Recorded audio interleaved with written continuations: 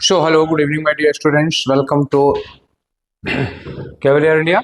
तो आज हम लोग इंग्लिश का प्रीवियस ईयर पेपर डिस्कस करने जा रहे हैं। जैसा कि हमने आप लोगों को पहले ही बताया था, as I told you in the earlier class that I will discuss previous paper 2025 second. तो ये 2025 का सेकेंड वाला पेपर अभी जो आप लोगों का सितंबर में पेपर हुआ था वो है। 2025 का सेकेंड करने के बाद 2025 का फर्स्ट करेंगे, फिर उसके बाद 2024 करेंगे, 23 करेंगे। हम उल्टा चलेंगे इधर से, क्योंकि अभी के जो पेपर हैं ये ज़्यादा रिसेंट हैं और ज़्यादा रिलेवेंट हैं, आपकी तैयारी के लिए वो ज़्यादा काम आएंगे। तो ये पेपर है, इसमें हम लोग अभी करने जा रहे हैं जो सेट ए था 2025 का सेकेंड वाले का सेट ए है ये, ठीक है ना। बाकी और ज़्यादा डिटेल जाने की जरूरत नहीं है। कोड वोड का क्या करोगे, ओरिजिनल पेपर है ये आप लोगों का, ठीक है ना। ओरिजिनल पेपर है, ऐसा ही पेपर है। मैंने पीडीएफ नहीं बनाई, जो ओरिजिनल पेपर था इसी पेपर को करवा दे रहा हूँ ताकि आप लोगों को फील आए कि हाँ यही पेपर है, ऐसे ही आया करता है, ठीक। तो अभी हम पहले जरूरी नहीं है कि हम 50 क्वेश्चन एक ही दिन में डिस्कस कर लेंगे, आराम से डिस्कस करेंगे with discussion of pros and cons, with discussion of each and every question. चारों ऑप्शंस को डिस्कस करते हुए चलेंगे, कोई जल्दी नहीं है, अभी हमारे पास एनफ टाइम है, ठीक है। तो आराम से इसको किया जाएगा। 25 क्वेश्चन कर पाएंगे तो 25 करेंगे, 50 कर पाएंगे तो 50 करेंगे, ठीक है। एक तरफ से स्टार्ट करते हैं। तो चलिए, तो आप लोगों को दिख तो रहा होगा आई थिंक कि ये कोई छोटा तो नहीं है। अगर बड़ा करना हो तो बोलो, मुझे लग रहा है कि ठीक है, एनफ, इतना बड़ा तो दिख ही रहा है, और छोटा कर दो कुछ।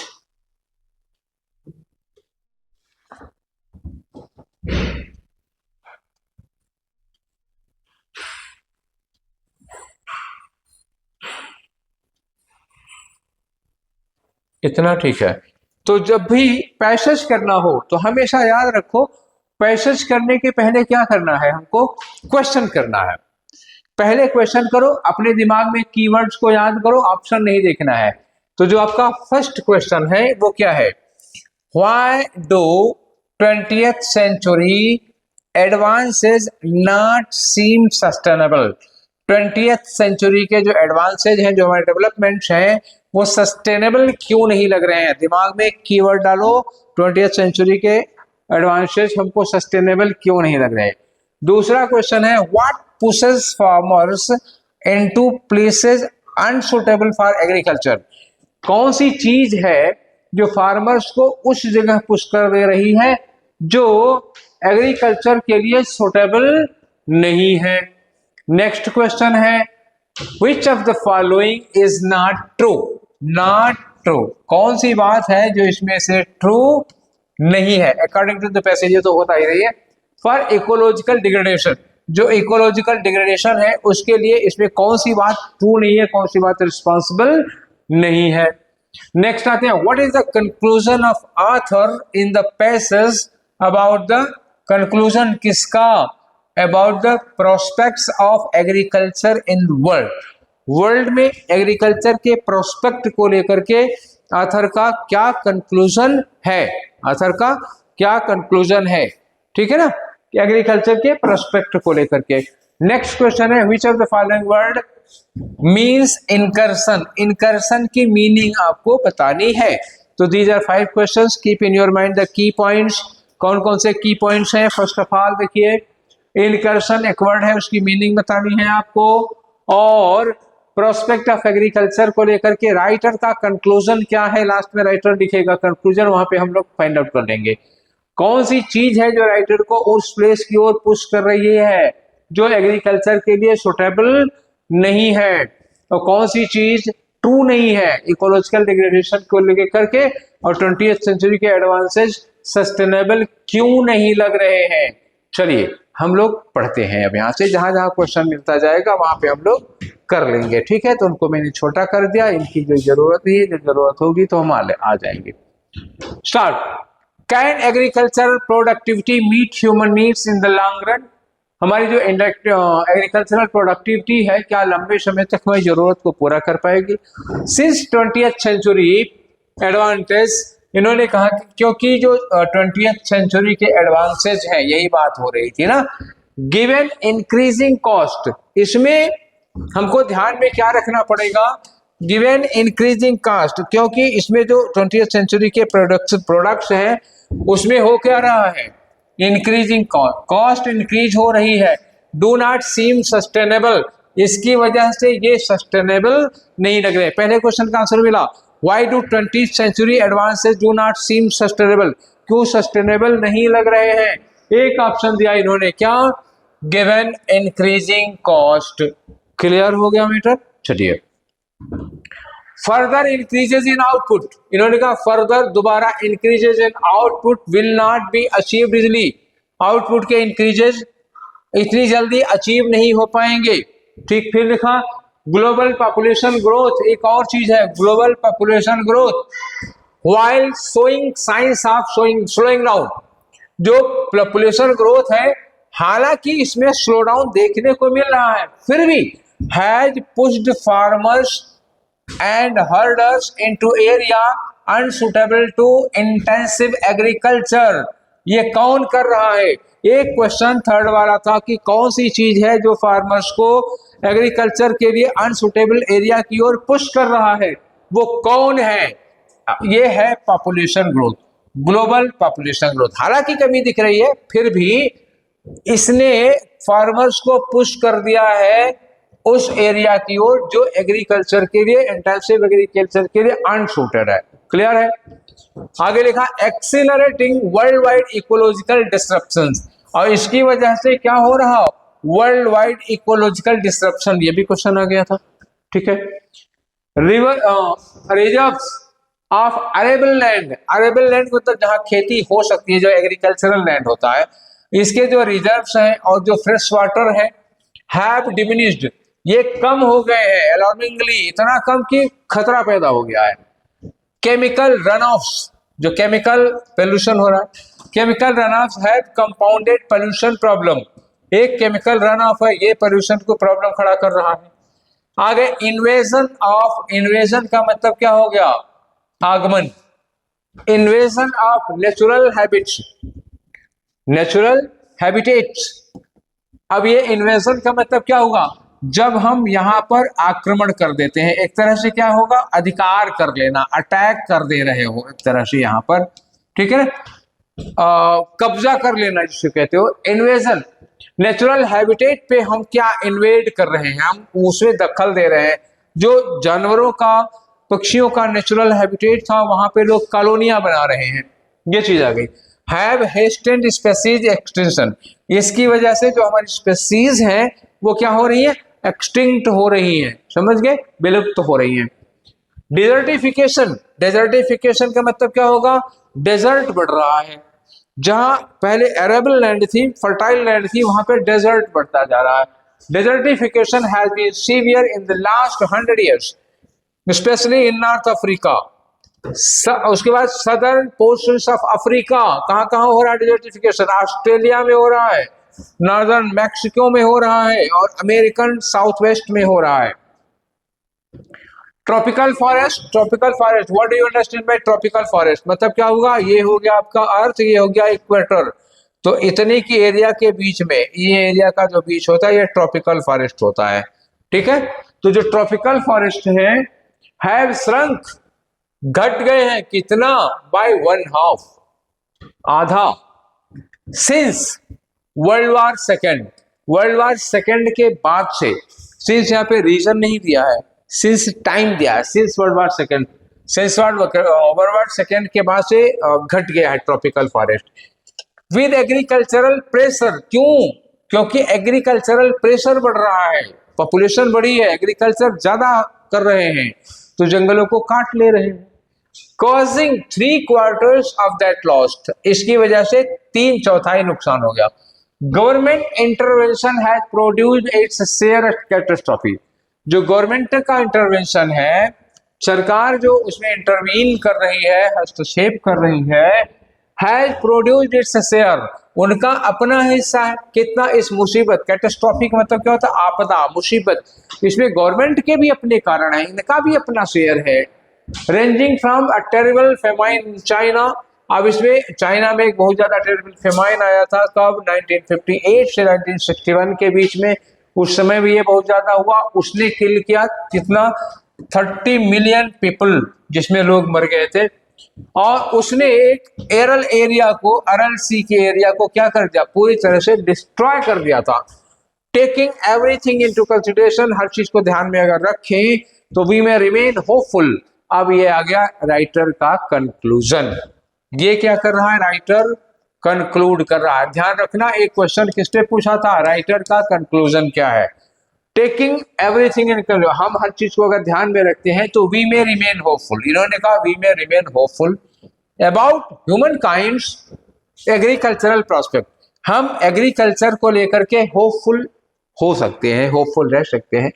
But we can scarcely look forward, but we can scarcely look forward optimistically. मतलब यहाँ कहा कि आगे कोई उम्मीद पॉजिटिव ऑप्टिमिस्टिक नहीं है।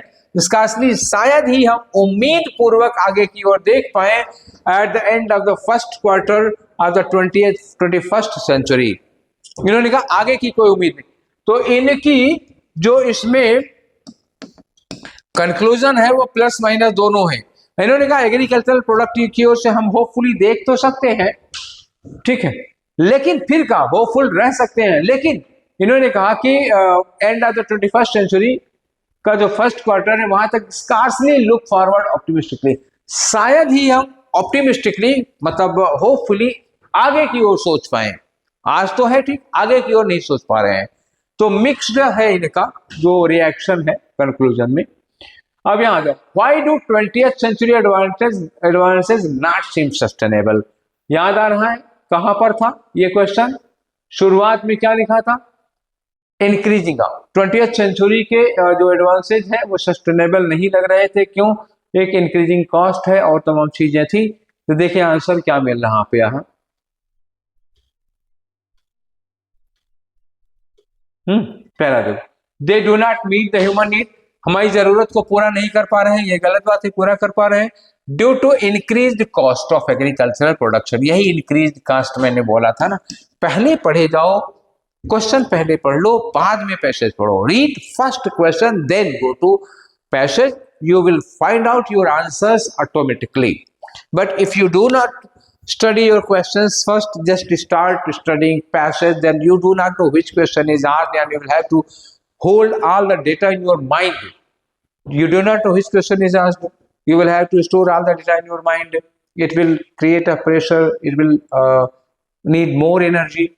And suppose if you study the questions, 5 questions, 5 data, keep in your mind, study, read the passage, get necessary data, otherwise overlook. So एक चीज मिल गई हमको, ठीक है। दूसरा क्वेश्चन है, what push farmers into place unsuitable for agriculture। क्या था याद करो, बताया था ना, आपको आंसर दिखाता हूं, मैं तो लगा चुका हूं जब पढ़ रहा था तभी। पॉपुलेशन ग्रोथ था ना वहां पे, जिसने किसानों को पीछे धकेल दिया था। ये देखा क्या लिखा, has pushed farmers and herders into space unsuited for intensive agriculture। वो कौन सी चीज थी, ये देखो लिखा हुआ ना, ग्लोबल पॉपुलेशन ग्रोथ, मैंने अंडरलाइन पहले ही बोल कर रखा था, वही चीज आएगी यहाँ पे ऑप्शन में, ग्लोबल पॉपुलेशन ग्रोथ। तो ये पहला वाला ऑप्शन हो गया, कौन सी चीज है जिनको अनसुटेड एरिया में ढकेल रही है, पॉपुलेशन ग्रोथ। नेक्स्ट क्वेश्चन आ जाओ 3 वाले में, नॉट ट्रू, क्या ट्रू नहीं है, किसके लिए, इकोलॉजिकल डिग्रेडेशन के लिए। Which of the following is not responsible, कौन सी चीज ट्रू नहीं है। ग्लोबल पॉपुलेशन ग्रोथ ये ट्रू है, इसकी वजह से हुआ है global degradation. Excess use of chemicals, ये दिया था उन्होंने, रन ऑफ केमिकल मटेरियल था। और डिजर्टिफिकेशन हो रहा है, ये ट्रू है। और इन्होंने कहा वर्ल्ड वार कहीं से नहीं जिम्मेदार है। एक दिया था सिंस वर्ल्ड वार, मतलब वर्ल्ड वार के बाद से जंगल कटे हैं, लेकिन वर्ल्ड वार को रीजन नहीं था, वर्ल्ड वार कोई कारण नहीं था उसमें। तो ऑप्शन कौन सा होगा, ये है, this is not true, this is not ecological responsible for ecological degradation, world war उसके लिए जिम्मेदार नहीं है, ठीक है। नेक्स्ट क्वेश्चन में आ जाओ, question number 4, what is the conclusion, author का कंक्लूजन क्या है एग्रीकल्चर को लेके। आथर इज बोथ, होपफुल भी है, मैंने कहा था शुरू में कहा था होपफुल है, लेकिन sceptical of the prospects of agriculture. Agriculture के प्रोस्पेक्ट्स को लेकर के वो स्केप्टिकल है। उसने कहा था कि we scarcely we will look forward, scarcely we will look forward optimistically, हम ऑप्टिमिस्टिकली शायद ही आगे के बारे में सोच पाए। तो डाउटफुल भी है, स्केप्टिकल भी है, होपफुल भी है, दोनों चीजें। पहला कंक्लूजन होगा, आगे पढ़ना चाहो पढ़ लो। The author is very hopeful of the prospect of agriculture. Hopeful तो था लेकिन आगे जाके नेगेटिव भी हुआ था, ये नहीं होगा। ऑथर एक स्केप्टिकल, केवल स्केप्टिकल है, केवल उसको डाउट है ऐसा भी नहीं है, डाउट होप दोनों है उसको। और आगे लिखा है author is neither hopeful not sceptical, ना तो होपफुल ना तो स्केप्टिकल, दोनों नहीं, बल्कि वो दोनों का दोनों है। इनकर्शन, इनकर्शन का मतलब क्या होता है? अटैक। इनकर्शन मतलब अटैक। तो इसका क्या होगा? इन्वेजन मिला था उस पर, मैंने बोला था अटैक, किसी दूसरे की जमीन पे कब्जा कर लेना। इंटेंसिव का मतलब बहुत डेंस होता है। सीवियर का मतलब बहुत ज्यादा होगा, बहुत स्ट्रांग कह सकते हो। सीवियर पेन, स्ट्रांग पेन होता है। इंटरवेंशन का मतलब होता है जब हम किसी दूसरे के मामले में इंटरवीन करते हैं, दूसरे के मामले में अपनी टांग अड़ाते हैं, तब कहते हैं इसको इंटरवेंशन। आगे आते हैं, क्वेश्चन नंबर 6 से बढ़ते हैं। ये क्वेश्चन किसके हैं? डायरेक्ट और इनडायरेक्ट नरेशन का है। पहला ही क्वेश्चन देखते हैं हम लोग, convert the direct into indirect speech. अब ये आपका क्वेश्चन हुआ, ठीक है ना। Ayushi said the group, Ayushi ने ग्रुप से कहा, अपने ग्रुप से आयुषी ने कहा कुछ। क्या कहा?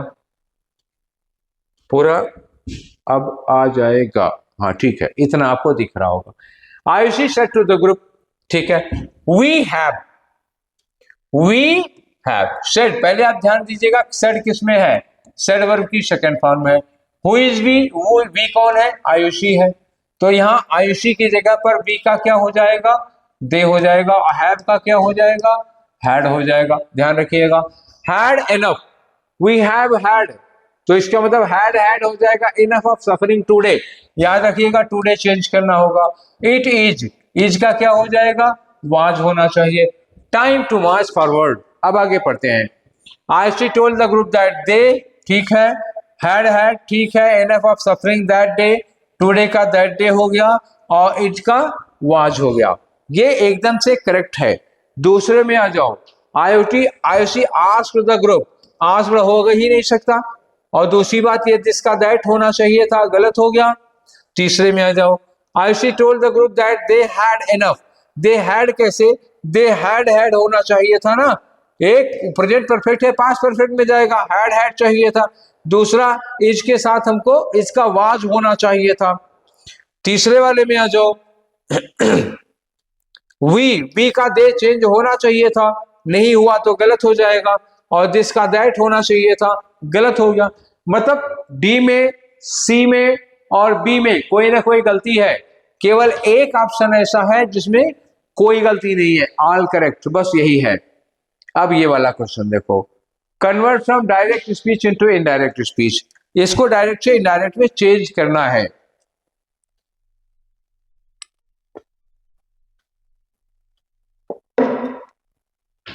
चलिए करिए। एलास, ये सैडनेस को शो कर रहा है, अफसोस। वी कौन है? कैप्टन एंड कैप्टन के साथी होंगे। दे होगा। लॉस्ट क्या है? वर्ब की सेकेंड फॉर्म है, तो इसका मतलब वर्ब की सेकेंड फॉर्म को इनडायरेक्ट में चेंज करेंगे तो हैड लॉस्ट वर्ब की थर्ड फॉर्म हो जाएगी। Bye 1 point. कैप्टन ने कहा, कैप्टन ने दुख में कोई बात कही है, अफसोस करते हुए, रिग्रेट करते हुए कहा है दे हैड लॉस्ट होना चाहिए, क्योंकि ये वर्ब की सेकेंड फॉर्म है, पास्ट परफेक्ट में चेंज होगा। अगला क्वेश्चन देखिए, ऑप्शन देखिए, यहां पे एक लिखा है द कैप्टन रिग्रेटेड।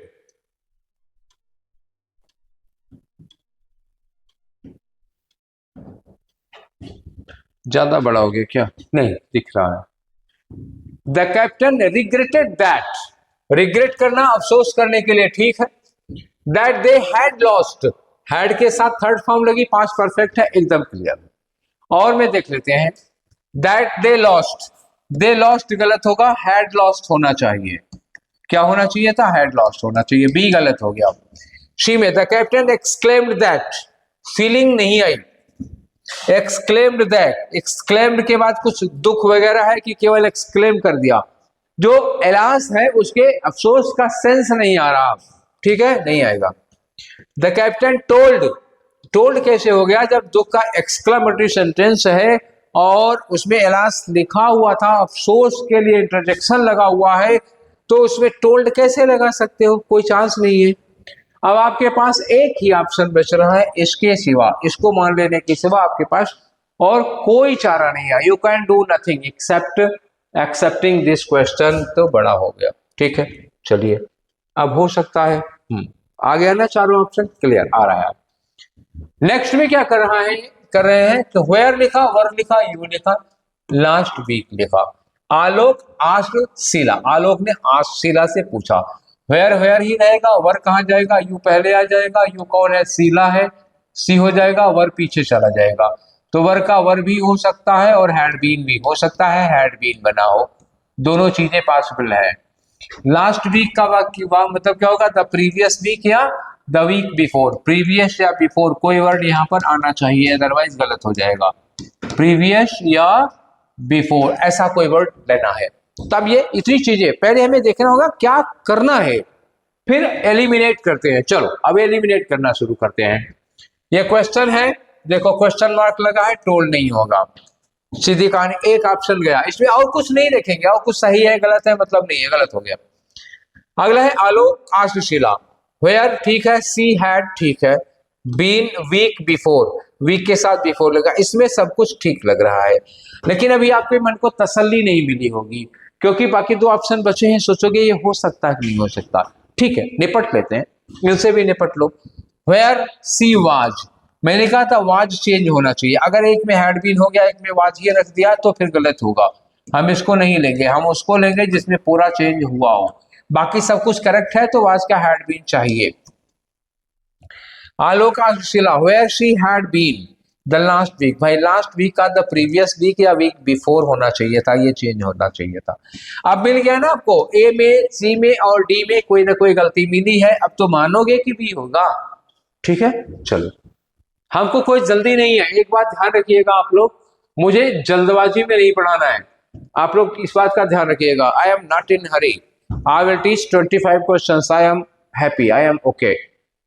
लेकिन सारे ऑप्शंस को एलिमिनेट करते समझाते चले। I don't want to tell you just answer, I will want to explain you the things. Okay, question number 9, the king who the people loved, the king who the people loved, जिसे लोग बहुत ज्यादा प्यार करते थे, people subject हो गया, loved verb हो गई, किंग उसका ऑब्जेक्ट हो गया। बिल्ड द कैस्टल, और किंग कौन हो गया, किंग सब्जेक्ट हो गया, इसके लिए वर्ब कौन है, वर्ब की सेकंड फॉर्म बिल्ट है। ठीक है ना, तो हमें दो सेंटेंस है जिसकी पैसिव वॉइस बनाने को मिल रही है, एक पीपल लव्ड किंग, एक मिल रहा किंग बिल्ड द कैस्टल। तो इसको क्या करोगे, the castle was built, castle was built, एक बन गया हमको पैसिव वॉइस। बिल्ट वर्ब की सेकंड फॉर्म है, जब वर्ब की सेकंड फॉर्म होगी तो वाज वर्ब के साथ थर्ड फॉर्म लगेगा। जब भी आप वर्ब की सेकंड फॉर्म लगाएंगे तो पैसिव वॉइस में क्या लगता है, वाज या वर्ब के साथ वर्ब की थर्ड फॉर्म लगती है, बोलो हाँ, हो गया। अब दूसरे वाले में क्या होगा, दूसरे वाले में लव्ड, ये भी वर्ब की सेकंड फॉर्म में, यहाँ भी वाज के साथ थर्ड फॉर्म चाहिए, यहाँ वाज बिल्ट है, यहाँ वाज लव्ड है। ठीक है, किंग के लिए लगा हुआ लव्ड, दोनों पैसिव बन गया, करेक्ट। दूसरे वाले में देखो, the castle was built by 5 centuries, built 5 centuries ago by the king who loved, यहाँ हु के साथ लव लिखा है। राजा पब्लिक से प्यार करता था कि पब्लिक राजा से करती थी, तो यहाँ तो एक्टिव वॉइस रह गया ना, सब्जेक्ट वर्ब की सेकंड फॉर्म, मतलब ये एक्टिव वॉइस है, एक्टिव वॉइस है, इसको पैसिव वॉइस में चेंज करने के लिए कहा गया था, गलत हो गया है। तीसरा, castle built, castle built, castle आपका सब्जेक्ट हो गया, ये वर्ब की सेकंड फॉर्म हो गई, तो ये एक्टिव वॉइस हो गया ना। कैस्टल ने बनाया था क्या, कैसल ने बनाया था 5 सेंचुरी जगो, कि कैसल बनाया गया था, कैसल थोड़े बनाया था, तो ये तो गलत हो गया सेंटेंस एक्टिव वॉइस में। द कैसल वाज बिल्ट, ये ठीक है, वाज बिल्ट 5 सेंचुरी जगो, यहाँ ठीक है। बाय द पीपल, ये भी ठीक है। Who were loved by the king, अब ये कैसल को जनता ने बनाया था कि राजा ने बनाया था, राजा ने बनाया था, जिसको जनता बहुत प्यार करती थी।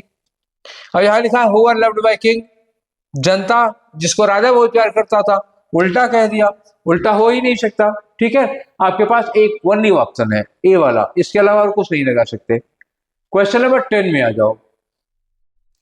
The company has recruited, the company has recruited, company has के साथ क्या लगा, वर्ब की थर्ड फॉर्म, 400 इंजीनियर्स, ठीक है ना, 400 इंजीनियर्स रिक्रूट किए गए हैं।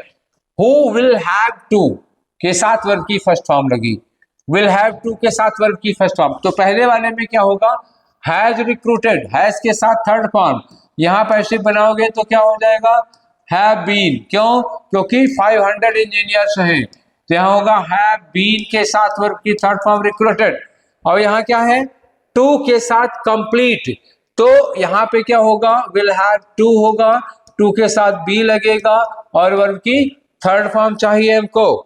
क्लियर, चलिए ऑप्शन देखते हैं। 400 engineers have been recruited, correct, by the company, and an internship of 3 weeks will have to be completed, will have to be completed, ये भी मिला हमको, have been recruited ये भी मिला, ठीक है, जो हम नेट थी वो हो गई पूरी।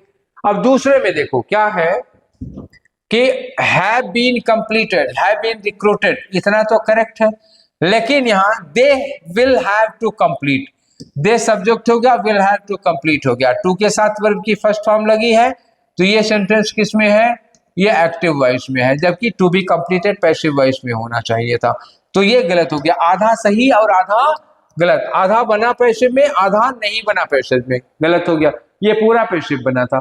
तीसरा देखो, has been, the company has been recruited, company recruit की गई है कि कंपनी ने रिक्रूट किया है, कंपनी ने किया, पहला ही गलत हो गया। 400 engineers have been recruited, यहां तक ठीक है, by the company. Internship of 3 weeks will have had to be, कि will have ये had कहां से आया, और दूसरा will have to be completed होना चाहिए था ना, had फर्जी में आ गया, तो दूसरा पार्ट इसका गलत हो गया, ये भी गलत हो गया, ये भी गलत हो गया, बी गलत था, तो अब आपके पास एक ही ऑप्शन है, सी वाला लगाना ही होगा, ठीक है। मतलब मैंने शुरू में बता दिया था कि ए वाला सही है, लेकिन आप क्यों मानेंगे, हमारे कहने से क्यों मान लेंगे, जब तक हम बी, सी और डी को गलत साबित नहीं करेंगे तब तक why should you agree with me, यही अप्रोच होनी चाहिए, मेरे कहने पे मत मानो, जब तक मैं उसको सही ना करूं, अपनी कही हुई बात को बताऊं ना, तब तक डोंट एग्री विद मी, ठीक। अब आता है कि इसमें आपको बताना है, दो वर्ड दिए हैं और किसमें इनको सही से एक्सप्लेन किया गया है। देखो, सेल्डम का मतलब क्या हो गया, निगेटिव आता है, नहीं, कभी नहीं, नेवर के सेंस में, ऑलमोस्ट नेवर के सेंस में आता है, करीब करीब, और ऑफेन का सेक्सर, ऑफेन किसमें आता है, यूजुअली, अक्सर के लिए लगता है, ठीक है ना, तो यहां seldom means hardly, correct, hardly ever, ये ठीक है, और often means time and again, often का मतलब होता ही है टाइम अगेन, यूजुअली मतलब टाइम एंड अगेन, ये तो ठीक है, करेक्ट हो गया। अब ये करेक्ट तो हो गया, मैंने बता दिया, अब इसमें बाकी ऑप्शंस को हमें काटना है। यहां देखो, इन्होंने कहा ऑफेन मीन्स हार्डली, ऑफेन मतलब अक्सर होता है, हार्डली मतलब शायद ही कभी, दूसरा गलत हो गया, गलत हो गया तो बी नहीं होगा। यहां लिखा सेल्डम मीन्स नेवर, ये तो ठीक है। ऑफेन मीन्स नॉट, ऑफेन को इन्होंने कहा नॉट एट ऑल, तो ये गलत हो गया, आधा सही आधा गलत, ये ऑप्शन नहीं होगा। सेल्डम मीन्स फ्रिक्वेंटली, सेल्डम का मतलब फ्रिक्वेंटली होता है, उल्टा हो गया ये नहीं होगा, क्योंकि ये गलत दे दिया सेल्डम की मीनिंग। समझ में आया? अब एक के सिवा और कोई चारा बचा है आपको, you have no option else but. अब 12 में आ जाओ। 12 में कहा इन्होंने ओवरव्यू करना और रिव्यू करना। ओवरव्यू क्यों करते हैं किसी चीज को? ओवरव्यू करते हैं जब किसी चीज को असेस, एक नहीं, जनरल आइडिया लेते हैं। ओवरव्यू क्या होता है? जनरल आइडिया होती है किसी चीज का। ओवरव्यू कहते हैं ना, आप इस बात पर अपना ओवरव्यू दीजिए। तो जब हम किसी चीज पर अपना ओवरव्यू देते हैं तो जनरल आइडिया देते हैं, किसी चीज को लेकर के हम अपनी जनरल आइडिया देते हैं। और जब रिव्यू देते हैं तो उस चीज को इवेलुएट करते हैं। रिव्यू का मतलब आपका असेसमेंट क्या है, आपका कैलकुलेशन क्या है। ठीक है, तो पहले देखते हैं ओवरव्यू। ओवरव्यू का मतलब असेसमेंट, गलत नहीं होगा। दूसरा, ओवरव्यू का मतलब जनरल आइडिया, ठीक है। एंड रिव्यू का मतलब असेसमेंट, ठीक है। तो दोनों ठीक हो गया, बी वाला आंसर हो गया। दोनों ठीक है, बी वाला आंसर हो गया। एक काट चुके हैं, दो और काट के देखते हैं। ठीक है, यहाँ क्या लिखा, overview means general analysis. General analysis ठीक है। रिव्यू का मतलब गो थ्रू नहीं होगा, रिव्यू गो थ्रू नहीं होता। अब यहाँ का ओवरव्यू का मतलब समरी नहीं होगा, जनरल एनालिसिस होता है, नहीं हो सकता। रिव्यू का मतलब इवैल्यूएशन, तो चल जाएगा काम। अब आता है आपका क्वेश्चन नंबर 13। क्वेश्चन नंबर 13 में इन्होंने कहा ओवरकम और सक्सीड। ओवरकम और सक्सीड दो वर्ड हैं। ओवरकम का मतलब क्या होता है, किसी चीज को, किसी चीज पर कंट्रोल कर पाना, किसी चीज पर कंट्रोल कर, जैसे आपके अंदर डर है, आप अपने डर को ओवरकम कर पा रहे हैं, मतलब डर को जीत पा रहे हो, डिफीट कर पा रहे हो। ठीक है ना, तो ओवरकम करना किसी अपने डर को डिफीट कर पाना हुआ। और सक्सीड का मतलब क्या होता है, कोई चीज अचीव कर पा रहे हो, किसी काम में आप सफल हो रहे हो। ठीक है, पहला ऑप्शन ओवरकम मीन्स ट्रायम्फ, जीतना हो गया, और सक्सीड का मतलब अचीव समथिंग, ये करेक्ट हो गया। पहला करेक्ट है मेरे अकॉर्डिंग। आगे आ जाओ। ओवरकम का मतलब अचीव करना, ओवरकम किसी प्रॉब्लम पर किया जाता है भाई, अचीव किया जाता है कोई मतलब अचीवमेंट होता है, कोई उपलब्धि होती है। और ओवरकम किसी निगेटिव चीज पे करते हैं, गरीबी है, पॉवर्टी पे ओवरकम करो, अनएम्प्लॉयमेंट पे ओवरकम करो, अपने फियर पर अनएम्प्लॉयमेंट करो, अपने डिफिडेंस, लो कॉन्फिडेंस को ओवरकम करो, ये चीजें होती है ना। तो ओवरकम का मतलब अचीव करना हो ही नहीं सकता। ओवरकम का मतलब टू बी सक्सेसफुल, ये होगा ही नहीं। ओवरकम मीन्स विनिंग, हाँ ये तो ठीक है, ओवरकम मीन्स विनिंग है। लेकिन सक्सीड का मीन्स टू राइज एबव, ये नहीं होता, अचीव करना होता है। तो बाकी सब में गलत हुआ, ये केवल ए वाला हो सकता है। बड़ी क्लोज मीनिंग है चीजों की, पर कायदे से ध्यान रखिएगा इन चीजों का, बहुत क्लोज मीनिंग है। अब यहां आ जाओ अब, ठीक है ना, यहां पे एम्बेडेड एंड एम्ब्यू। एम्बेड क्या होता है, और इम्ब्यू, इम्ब्यू का मतलब to fill in, to fill an emotion, किसी के अंदर कोई फीलिंग, कोई इमोशन भर देना। और एम्बेड का मतलब क्या होगा, टू सेट समथिंग, सेट। जैसे मान लो कि सपोज करो एक दीवार है, यहां दीवार में हमको कोई चीज लगानी है, कोई चीज सेट करनी है इसमें दीवार में, तो छेद करेंगे, छेद करके कोई चीज इसमें फिट कर देंगे, उसको कहते हैं एम्बेड करना। ठीक है ना, एम्बेड करना। अब आओ, यहां लिखा embed, embed means instil. Instil का मतलब भी वही होता है, to fill an emotion in somebody, किसी के अंदर कोई फीलिंग, कोई इमोशन भर देना, इंस्टिल। तो एम्बेड का मतलब इंस्टिल नहीं होता, गलत हो गया, पहला ही गलत हो गया। दूसरा इन्होंने कहा एम्बेड मीन्स इम्प्लांट, एम्बेड मतलब इम्प्लांट, हाँ बिल्कुल सही था। जैसे दीवार है, दीवार में हम पता लगा कोई चीज लगाना चाहते हैं, ठीक, कोई रैक बनाना चाहते हैं, तो उसमें दीवार में हम वो चीज इम्प्लांट कर देंगे, हम फिट कर देंगे उसको। इम्प्लांट करना क्या होता है, कोई चीज कहीं पर फिट कर देना या सेट कर देना, तो ये वाला हो गया। और इम्ब्यू का मतलब इंस्टिल, इंस्टिल का मतलब किसी के अंदर कोई इमोशन या फीलिंग फिल कर देना, तो दूसरा वाला तो एकदम से करेक्ट आ गया। अब यहाँ देखो एम्बेड का मतलब एक्सेप्ट करना, एम्बेड का मतलब एक्सेप्ट करना ही नहीं होता। और दूसरी बात डिटेस्ट का मतलब, एम्ब्यू डिटेस्ट, डिटेस्ट मतलब जानते क्या होता है, हेट करना किसी से, ये होता ही नहीं है, गलत हो गया। यहाँ एम्बेड का मतलब इंक्लूड करना, और एम्ब्यू का मतलब एक्सेप्ट करना। एम्ब्यू एक्सेप्ट में आएगा ही ना, तो ये एम्बेड, ना तो एम्बेड इंक्लूड में आएगा, दोनों गलत हो गया। समझ में आ रहा है? चलिए अब यहाँ पे आते हैं, इमेंसिपेट करना। इमेंसिपेट, इमेंसिपेट मतलब क्या होता है, सेट फ्री, किसी को मुक्ति, आजादी देना। और एम्पावर का मतलब होता है to give right, to give right to somebody. अगर किसी को एम्पावर कर रहे हो तो आप उसको राइट दे रहे हो, उसको अधिकार दे रहे हो। ठीक है, और इमेंसिपेट कर रहे हो तो उसको मतलब आजाद कर रहे हो, फ्री कर रहे हो, मुक्त कर रहे हो। तो इमेंसिपेट क्या होगा, इमेंसिपेट मीन्स ऑथराइज नहीं, ऑथराइज का मतलब क्या होता है, टू गिव राइट। इमेंसिपेशन का मतलब किसी को अधिकार देना नहीं होता है। दूसरा emancipate means liberate, liberate means मतलब set free, yes. And empower means authorise, yes, empower का मतलब ऑथराइज करना, तो बी वाला आपका आंसर होगा। इमेंसिपेट का मतलब लिबरेट, करेक्ट है। एम्पावर का मतलब authorisation, no no no no, liberal नहीं होगा, गलत हो गया, लिबरेट होता, लिबरल नहीं, लिबरल नहीं, इमेंसिपेट लिबरल नहीं होता, गलत हो गया।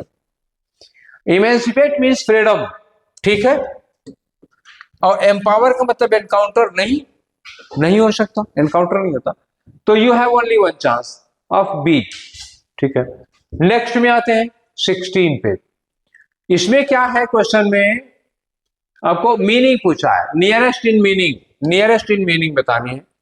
इंस्टिल, अभी तो बताया था, इंस्टिल का मतलब होता है किसी के अंदर कोई इमोशन की कोई फीलिंग भर देना, तो इनकलकेट, यस, इनकलकेट के अंदर किसी के अंदर कोई चीज डेवलप करना, इनकलकेट का मतलब किसी के अंदर कोई फीलिंग या इमोशन डेवलप करना, ये हो गया। इन्फर मतलब क्या होता है, टू कंक्लूड, निष्कर्ष निकालना, ये होगा ही नहीं, ठीक है। इरेडिकेट, इरेडिकेट मतलब किसी चीज को रिमूव कर देना, हमेशा के लिए साफ कर देना, ठीक है ना, या इसको कह सकते हो इरेज कर देना, समाप्त, ये भी नहीं होगा। अनलाइक का मतलब क्या होता है, डिफरेंट होता है, किसी चीज से हम डिफरेंट है, ठीक है, तो ये नहीं हो सकता, अनलाइक भी नहीं होगा, ये गलत हो गया। इरेज की स्पेलिंग गलत हो गई भाई, आप लोग कहोगे कि ये क्या है, एस होता है ना इरेज की स्पेलिंग, अरे डिलीट हो जाए, अब लिखेंगे ही नहीं इतनी देर से डिलीट करने में, मतलब इरेडिकेट मतलब क्या होता है, रिमूव करना, डिलीट करना, इरेज करना, ये सारी चीजें हैं। अगला वर्ड है आपका allegiance, the members of the group express their allegiance, ठीक, allegiance to their leader, allegiance का मतलब होता है सिंसियरिटी, सिंसियरिटी या लॉयल्टी या कमिटमेंट, जो भी आ जाए, कमिटमेंट मिल गया, ये इसमें कह रहा था कमिटमेंट, तो कमिटमेंट मिल गया। एलिजियंस क्या होता है, कमिटमेंट होता है। डिसलॉयल्टी अपोजिट हो जाएगा, एंटोनिम। अंडरस्टैंडिंग समझ होती है, अनलाइकली मतलब क्या हुआ, डिफरेंट फ्रॉम, अनलाइकली का मतलब नॉट पॉसिबल, अनलाइकली का मतलब नॉट पॉसिबल। आ जाओ, इनस्क्रूटिनेबल, स्क्रूटिनी क्या होता है, ठीक है, इन स्क्रूटिनी, यहां स्क्रूटिनी, स्क्रूटिनी मतलब होता है किसी चीज की बारीकी से जांच करते हैं, ठीक है ना। इन स्क्रूटिनेबिलिटी का मतलब क्या होता है, that which can not be verified, that which can not be testified, जिसको टेस्ट नहीं कर सकते, जिसको वेरीफाई नहीं कर सकते, जिसको जान नहीं सकते हो, तो the स्क्रूटिनेबिलिटी surrounding the incident remains unresolved until the end of the movie। तो क्लियरनेस, अनस्क्रूटिनेबिलिटी मतलब आप गेस ही नहीं कर पा रहे हो, तो क्लियरनेस तो होगा नहीं, क्लियरनेस हो ही नहीं है, यहां तो क्या होगा, अनक्लियरिटी हो रही है, मीनिंग में क्या आ रही है, अनक्लैरिटी। तो कंप्रिहेंसिबिलिटी, ये तो अपोजिट हो जाएगा, समझ में आ रहा है, ठीक है, ये आएगा नहीं। फिर अगला है वर्ड आपका सीरियसनेस या मिस्ट्री, मिस्ट्री का मतलब क्या होता है, सीक्रेट, रहस्य है, जो आपको समझ में ना आए, तो ये आंसर होगा इनस्क्रूटेबिलिटी का। अगला है 90 का वर्ड डॉजी, डॉजी का मतलब क्या होता है, जो चकमा दे देता है, डक, डक करके निकल गए, ये डक वर्ब वाला है, बतख वाला नहीं। The dodgy behaviour of the leader led to her fall, एक लीडर था जिसका बिहेवियर बहुत डॉजी टाइप का था, वो लोगों को चकमा दिया करता था, झूठ बोला करता था, बेईमानी करता था, झूठ, तो प्रिंसिपल्ड अपोजिट हो जाएगा, बहुत सिद्धांतों वाला। ड्यूबियस मतलब डाउटफुल हो जाएगा, ड्यूबियस मतलब क्या हो गया, डाउटफुल। और डिसऑनेस्ट का मतलब बेईमान, विदाउट ऑनेस्टी, तो डगजी बिहेवियर क्या होगा, डिसऑनेस्ट बिहेवियर हो जाएगा। और पेनफुल दर्द भरा होगा, ये लेना देना नहीं है। अब अगला है हमारा people have been advised not to venture into sea, लोगों को यह सलाह दी गई है कि not to venture into sea, कि आप समुद्र में ना जाएं, क्योंकि weather is likely to be inclement, जो वेदर है वो क्या होगा, इंक्रीमेंट। गेस करो, जब लोगों को कहा जा रहा है कि आप ओशन में या सी में वेंचर ना करो तो वेदर कैसा हो सकता है। डॉजी वेदर होने का क्या मतलब, what you understand by dodgy weather. Dodgy weather का मतलब, यहाँ सॉरी डॉजी नहीं, इंक्रीमेंट वेदर का मतलब होता वेदर के बारे में कोई सीरियसनेस नहीं, कुछ सर्टेन नहीं है, पता नहीं है कि कब क्या हो जाएगा, ठीक है ना। आंधी तूफान वाला ये क्या हो जाएगा, स्टॉर्मी वेदर हो जाता है, आंधी तूफान वाला हो जाता है, ठीक है। Squally weather, squally weather right, यही होता है आंधी तूफान वाला जिसमें साइक्लोनिक होता है, तो ये हो जाएगा। काम, शांत हो जाएगा, अगर शांत रहेगा तो लोगों को जाने के लिए क्यों मना किया जाएगा, प्लीजेंट अपोजिट वर्ड हो जाएगा। इंडिजेंट का मतलब क्या होता है, वेरी पुअर, ये वेदर के लिए लग ही नहीं सकता, कोई रिलेशन ही नहीं है इनका, तो इसका आंसर कौन सा हो गया आपका, ए वाला हो गया, ठीक है, क्लियर। तो ये 20 क्वेश्चन, मैंने सोचा था 25 क्वेश्चन कराएंगे पर 25 नहीं कराएंगे, क्योंकि आज पहला दिन था तो इसको कायदे से समझाने में काफी लंबा टाइम लग गया। और नेक्स्ट में आपके जो बाकी 30 क्वेश्चंस हैं उनको हम लोग नेक्स्ट टाइम में कल वाली क्लास में करेंगे, ठीक है। तो आज के 20 क्वेश्चंस कर लिए हैं, ये 20 क्वेश्चंस अब मैंने अपनी कोशिश की है कि आपको अच्छे से इसको समझा सकूं। फिर भी अगर आप लोगों को इस पर भी कोई प्रॉब्लम है तो आप लोग मैसेज करके बताइएगा कि आपको और क्या चाहिए, तो आपके अकॉर्डिंग कर देंगे। अपनी ओर से मैंने पूरी कोशिश की है टू द बेस्ट करने की, ठीक है। तो फिर मिलेंगे क्वेश्चन नंबर 21 के साथ नेक्स्ट वाले सेशन में। Till then take care, thank you.